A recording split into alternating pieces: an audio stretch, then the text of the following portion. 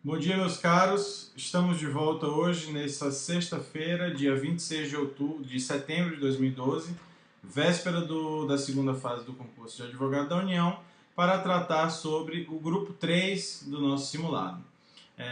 Eu gostaria de fazer inicialmente alguns registros, como tenho feito nas outras aulas, de agradecimento a todos por nos acompanharem nessas videoaulas, fazerem seus comentários, etc. Foi muito gratificante para nós.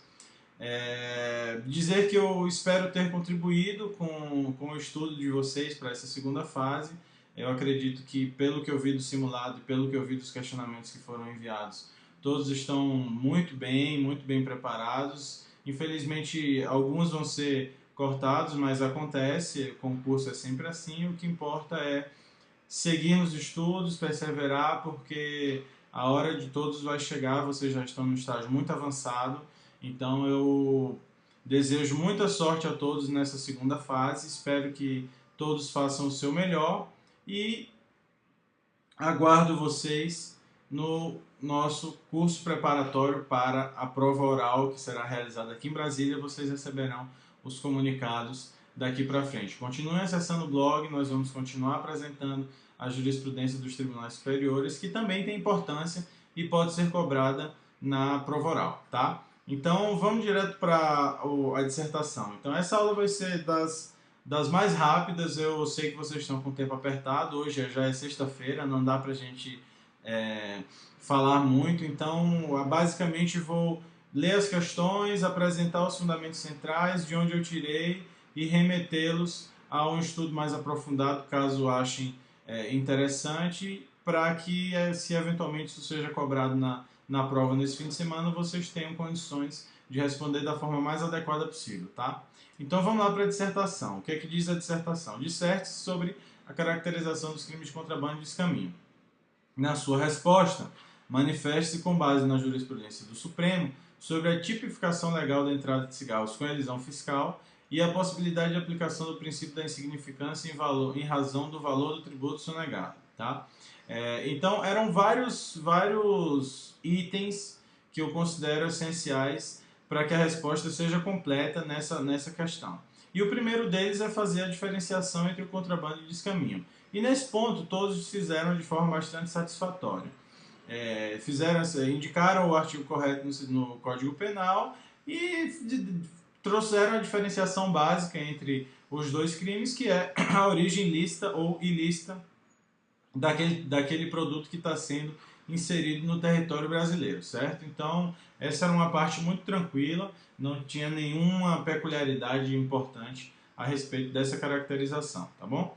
Então vamos lá. Segundo ponto que eu acho importante é que eu inverto um pouco a ordem da questão por uma questão didática em relação a esse acórdão que eu trago do Supremo Tribunal Federal, para falar sobre os requisitos estabelecidos pela jurisprudência com base na lei para a aplicação do princípio da insignificância. Então são 4. Eu sugiro que em todas as situações que seja cobrado numa questão subjetiva a incidência do princípio da insignificância, vocês apresentem esses requisitos como necessários para a sua aplicação. Então vamos lá. Primeiro, mínima ofensividade da conduta do agente. Segundo, nenhuma periculosidade social da ação. Terceiro, grau reduzido de reprovabilidade do comportamento. E quarto, inexpressividade da lesão jurídica provocada, certo? Então esse é o segundo ponto importante da questão. Falar sobre a inexpressividade da lesão jurídica provocada, o grau reduzido de reprovabilidade, nenhuma periculosidade social ou mínima ofensividade da conduta. Tá? Esses são os requisitos trazidos pelo Supremo para a aplicação desse princípio. Aí a gente precisa verificar se, no caso, há preenchimento desses requisitos para a aplicação do princípio da insignificância, o que a gente vai fazer no final, certo? E o terceiro ponto é identificar qual a tipificação legal que foi estabelecida pelo Supremo para entrada de cigarros com elisão fiscal. Tá? Os cigarros não eram ilícitos, não eram falsificados, nem nada disso. O produto era original, no caso concreto. Então, a avaliação dessa situação levaria à caracterização do crime de descaminho, em virtude da origem lícita dos produtos. Nada obstante, o Supremo Tribunal Federal, nesse julgado, disse o seguinte, que em se tratando de cigarro, a mercadoria importada com elisão de impostos, não há apenas uma lesão ao erário e à atividade arrecadatória do Estado, mas há outros interesses públicos, como a saúde e a atividade industrial internas, configurando-se contrabando e não descaminho, certo? Então esse foi a grande pegadinha da questão e a grande inovação da jurisprudência do Supremo ao caracterizar essa atividade, ainda que a origem do produto seja lícita, como contrabando. Essa questão é uma questão típica de concurso, porque traz uma diferenciação muito tênue na capitulação legal do crime. Essa questão foi cobrada em prova subjetiva de juiz federal, TRF da terceira região, salvo engano, o último concurso. Então é muito importante, é um caso que pode sim vir a ser cobrado novamente, certo? Então a questão é basicamente essa. Em razão dessas situações específicas de lesão ao erário, de interesses como a saúde e a atividade industrial internas, o Supremo optou por caracterizar esse crime como contrabando, certo? Então esse era o terceiro ponto importante da questão. E o quarto ponto, qual é? A possibilidade de aplicação do princípio da insignificância em razão do valor do tributo sonegado. E aí o que foi que o Supremo disse em relação a isso? Vamos ver. Disse lá o Supremo.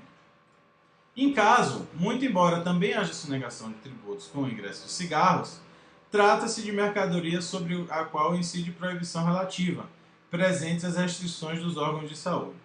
A insignificância da conduta, em razão do valor do tributo sonegado ser inferior a 10 mil, não se aplica nesse caso, posto não tratar-se de delito puramente fiscal, certo? Então, o Supremo Tribunal usou também essa característica das restrições dos órgãos de saúde, da saúde pública, para afastar o requisito dos 10 mil reais da aplicação do princípio da insignificância. Por quê? Porque, no caso, não se trata de crime meramente fiscal. Se trata de um crime fiscal, sim, porque houve não pagamento de tributos, mas também havia a lesão à saúde pública e, por isso, não merecia a aplicação do princípio da insignificância. Daí nós vemos que alguns dos requisitos podem se caracterizar como não comprovados, como inexpressividade da lesão jurídica provocada, não há inexpressividade em face da lesão à saúde pública, ofensividade da conduta do agente e a reprovabilidade do comportamento. Esses requisitos, portanto, não estão cumpridos, além do fato de não se tratar de um crime meramente fiscal, certo? Então esses são os pontos principais. Pouquíssimas pessoas citaram esse julgamento, pouquíssimas mesmo. Não houve muita gente que atentou para esse fato. Então é um julgamento isolado, eu sei, é um julgamento que não tem tanta repercussão assim, ainda mais em concurso de advocacia pública, onde não se exige muito direito penal e processo penal, mas foi veiculado em informativo, etc. Então é preciso conhecê-lo, tá? Mas agora você já conhece, se eventualmente for cobrado. Se alguém aí que está acompanhando tiver fazendo também segunda fase da PFN, esse é uma questão que tem grande probabilidade de ser cobrada, certo? Então, direito do trabalho. Discorra sobre a aplicabilidade do princípio de concurso público às empresas públicas e sociedades de economia mista, manifestando-se com base na jurisprudência do TST sobre as consequências da privatização de tais empresas em face de empregados contratados sem concurso, certo? Eu vou passar voando por essa questão, está lá no artigo 37, inciso 2, a investidura em cargo ou emprego público, que são aqueles das empresas públicas e sociedade de economia mista, depende de aprovação prévia em concurso público. Tranquilo, a aplicabilidade do princípio do concurso público naquela noção de que as empresas públicas e sociedade de economia mista têm um regime misto, e nesse regime misto, onde se aplicam regras de direito público e se aplicam regras de direito privado, o princípio do concurso público deve ser aplicado.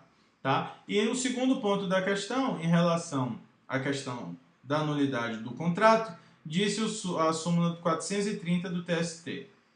Convalidam-se os efeitos do contrato de trabalho que, considerado nulo por ausência de concurso público, quando celebrado originalmente com ente da administração pública indireta, continua a existir após a sua privatização, certo? Aqui eu repito, é importante que vocês deixem claro para o examinador que vocês conhecem que aquele entendimento foi firmado em súmula, tá certo? Não adianta dizer foi só o entendimento do TST, só o entendimento do STJ. Vocês não precisam citar o número, na minha opinião, mas precisam citar que vocês sabem que aquilo é uma súmula, certo? Questão de seguridade social, vou passar muito rápido também naquele nosso objetivo principal. Renúncia à aposentadoria proporcional para fins de obtenção de benefício melhor. Qual é o entendimento em relação a isso? Primeiro, repercussão geral. Esse tema está em repercussão geral, é um tema caríssimo para a advocacia pública, principalmente para a PGF, por conta da atuação do INSS nesses casos. Então é um tema caríssimo, importantíssimo. Por tabela, atinge a Advocacia Geral da União como um todo, então é um tema importante. E qualquer tema em repercussão geral é importantíssimo que vocês conheçam. Então, possui repercussão geral. A questão constitucional alusiva à possibilidade de renúncia do benefício da aposentadoria com utilização do tempo de serviço ou contribuição que fundamentou a prestação previdenciária ordinária para a obtenção de benefício mais vantajoso. Então está aqui a repercussão geral do tema, tá certo? E agora, qual o posicionamento atual do Superior Tribunal de Justiça? Aqui são dois posicionamentos importantes que muitas pessoas abordaram. Não abordaram a repercussão geral, mas abordaram de forma geral esse posicionamento do Superior Tribunal de Justiça que diz que é possível, aqui, desaposentação para recebimento de nova aposentadoria. Possibilidade. Devolução dos valores recebidos? Desnecessidade, certo? Então, 2 pontos. Primeiro, é possível a desaposentação para a obtenção de regime mais benéfico. Por quê? Porque o Supremo decidiu que o regime de aposentadoria do INSS não se comunica com o regime de emprego. Então, uma vez estabelecido o regime de aposentadoria, o vínculo trabalhista continua normalmente. Se você continua o seu regime trabalhista, você vai ter mais tempo de contribuição e, por tabela, você poderá, eventualmente, adquirir um novo regime de aposentadoria. Isso o STJ diz que é possível e diz que é possível sem a necessidade de devolução dos valores recebidos pela aposentadoria que ora se renuncia. Então diz, está sedimentada neste Tribunal Superior a tese da desnecessidade de o segurado devolver os valores recebidos a título de aposentadoria como consequência da renúncia a esta para utilizar posterior tempo de contribuição para a futura concessão de benefícios da mesma natureza, tá certo? Então isso foi o que o STJ decidiu. Esse julgado foi de 24/8, super recente, então esse é o posicionamento da terceira sessão. Vocês veem aqui que houve até ressalva do entendimento pessoal do relator para se curvar o entendimento da jurisprudência consolidada da terceira sessão do STJ, que é a que trata de benefício previdenciário, certo? Então, não há dúvidas quanto a isso no STJ, mas a questão está sub júdice ainda no Supremo Tribunal Federal, tá certo? Então, esses são os fundamentos dessa questão. E aqui nós passamos direto para a nossa última questão. Já estamos com 12 minutos de aula. Vamos lá. Com base na jurisprudência do Supremo, discorra sobre a inconstitucionalidade da criação de varas de primeira instância, certo? Aqui há alguns pontos importantes, mas primeiramente eu remeto a vocês. O tema foi abordado no Observatório dos Tribunais, veiculado no informativo 668 do Supremo, e aqui foram dois posts diferentes, tá? Eu vou abrir aqui um deles só para vocês verem, e aí eu remeto à leitura. Eu vou tratar rapidamente sobre os pontos principais, mas remeto à leitura dos informativos em razão do nosso tempo, tá? Esse é importante, tá, gente? Leiam ele mesmo, porque tá aqui. Leiam, porque isso é muito importante. Esse julgado foi muito importante. Supremo julga constitucional lei estadual que estabelece julgamentos colegiados em primeira instância para crimes organizados, certo? Então tá, vamos lá. Constitucionalidade da provisoriedade no provimento de cargos de juiz das varas colegiadas. Bom, primeiro, o Supremo julgou constitucional, né? Julgou constitucional essa criação de varas colegiadas. E eu vou passar para o item 3 para poder organizar de melhor forma. O item 3 dizia competência legislativa estadual para a criação das varas, tá? Então, essas varas foram criadas por lei estadual e a gente precisa saber se lei estadual pode fazer isso, certo? Aí o Supremo disse pode. O STF entendeu que os Estados-membros têm competência legislativa para criar varas colegiadas, haja vista que a competência se inclui no artigo 24, inciso 11 da Constituição, que trata de procedimentos em matéria processual, certo? Então, esse é o primeiro ponto importante. As varas são... O julgamento colegiado em primeira instância é constitucional e pode ser criado por lei estadual, tá? Em virtude da competência legislativa para procedimentos em matéria processual, beleza? Então, segundo ponto, constitucionalidade provisoriedade no provimento de cargos de juiz. Aqui o Supremo considerou inconstitucional a provisoriedade e aqui trouxe diversos argumentos da lei complementar, da inamovibilidade, etc. e tal, artigo 95, inamovibilidade, que é uma garantia dos membros da magistratura e do Ministério Público, certo? Então esse era um ponto importante que eu remeto vocês a uma leitura cuidadosa. E o segundo ponto na questão, mas o terceiro ponto da nossa abordagem é a constitucionalidade da competência do presidente para prover o juiz das varas colegiadas. O que é que disse o tribunal? Está aqui. No que se refere à competência do presidente do tribunal com a aprovação do pleno para prover a titularidade, o STF considerou o dispositivo inconstitucional. Asseverou o tribunal que a nomeação de magistrado por meio de simples indicação e nomeação de forma política afastaria os critérios constitucionais e enfraqueceria a instituição, certo? Então, o provimento dessas varas tem que ser feito da forma usual dos tribunais, como sempre se fez, através de remoção ou através de promoção para titularidade. Não há que se falar em indicação política para o provimento dessas vagas, certo? É um tema muito sensível, crimes de organizações criminosas, então não há razoabilidade para se entender que isso deve ser feito por meio de indicações políticas do tribunal, certo? Então, gente, eu finalizo aqui a nossa aula. São minhas rápidas considerações a respeito desse grupo 3. Eu novamente repito que espero ter trazido informações importantes para vocês. O objetivo de um blog é sempre esse: ser lido, ser acessado de forma gratuita. Então, eu considero que atingir esse objetivo. Eu estou muito satisfeito com